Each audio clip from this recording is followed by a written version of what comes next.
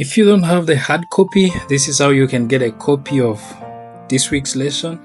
Go to the website that I posted on my channel. I also post a link on this video, and then click on the website. It will take you straight to the Sabbath School website, and then scroll down to where you see the lesson for this week.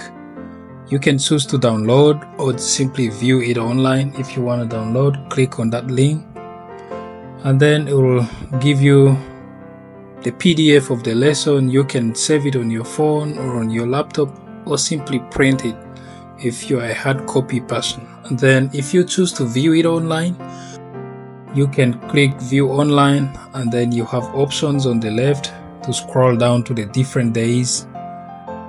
So there you go. If you're ready to study, then let's get into the lesson.